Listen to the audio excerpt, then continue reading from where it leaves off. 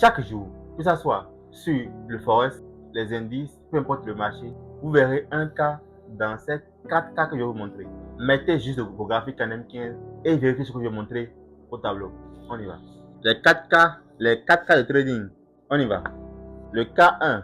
Le cas 1, le marché fait consolidation à Tokyo. D'accord?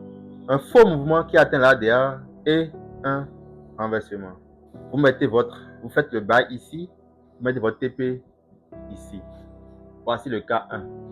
L'ADR, je vous ai écrit un guide sur l'ADR et la vidéo sur l'ADR est dans la description. Le deuxième cas que vous verrez sur le marché fait toujours consolidation à Tokyo, mais un faux mouvement qui n'atteint pas l'ADR. Ici, j'appelle le cas le plus difficile à trader parce que ici, ADR n'est pas atteint. Parce que c'est grâce à l'ADR vous identifiez la fin du faux mouvement. Mais dans ce cas, voilà que ADR n'est pas atteint. Donc, c'est difficile de faire le buy. Parce que vous pensez que c'est ici le renversement et faire le buy ici. Et le marché descend de son stop loss. Mais avec le TDI et d'autres paramètres, on arrive à savoir vraiment la fin de faux mouvement. Du coup, ce mouvement-ci, c'est un faux mouvement. C'est un faux mouvement. Un mouvement qui est contraire à la tendance. Le troisième cas, c'est quoi? Le marché fait toujours consolidation à Tokyo, d'accord? Un début de renversement à Londres et continuation à New York.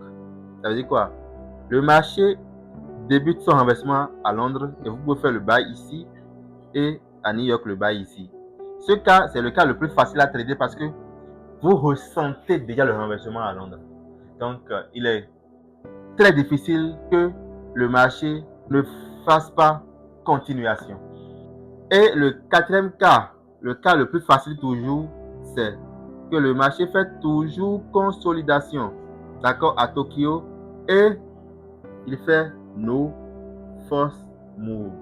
C'est-à-dire quoi, lorsque vous venez à 6 heures sur le marché, vous faites le buy ici, vous passez votre stop loss quelque part ici et vous mettez votre TP ici. C'est la façon dont les market makers utilisent les sessions pour pouvoir trader. D'accord? Tokyo qui joue toujours son rôle de consolidation et ils font un faux mouvement qui atteint l'ADR dans le premier cas et ils prennent le trade sur l'ADR parce que l'ADR marque la fin du faux mouvement. Ils prennent le trade et ils mettent leur TP sur l'ADR high. Je vais vous expliquer les différents types de l'ADR et surtout comment utiliser l'ADR, peu importe votre stratégie. La vidéo est sur ma chaîne YouTube, sur mon compte TikTok. Regardez la vidéo si vous ne l'avez pas encore regardé.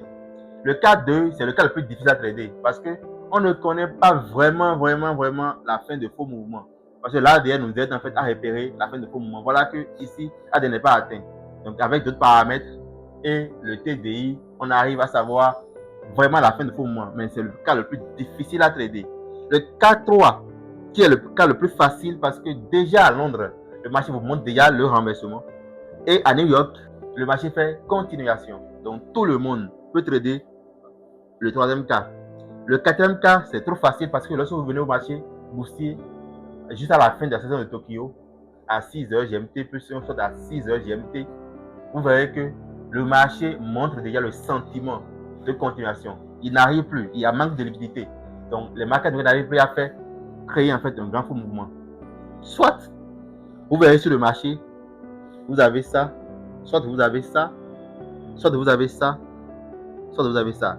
Peu importe l'actif, peu importe le marché, vous verrez un de ces 4 cas de trading là lorsque vous êtes dans une tendance haussière. Lorsque le marché est haussier, vous verrez toujours soit le cas 1, soit le cas 2, soit le cas 3, soit le cas 4. Ici, c'est le cas de la tendance haussière. Dans le cas de la tendance baissière, vous renversez le schéma. Je vais vous montrer des cas que j'ai pris dans la pratique en hausse et en baisse pour pouvoir vous aider à repérer rapidement sur vos graphiques.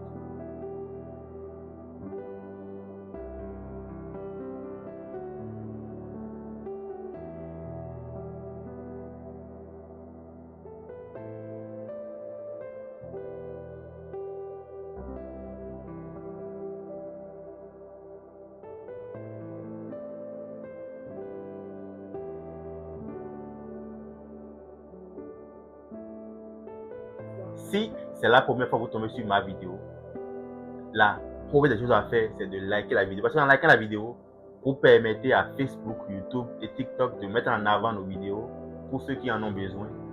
Et surtout, abonnez-vous, partagez la vidéo et allez regarder nos présentes vidéos sur les sessions, les cas de trading et surtout comment utiliser la DER efficacement. Ciao les gars.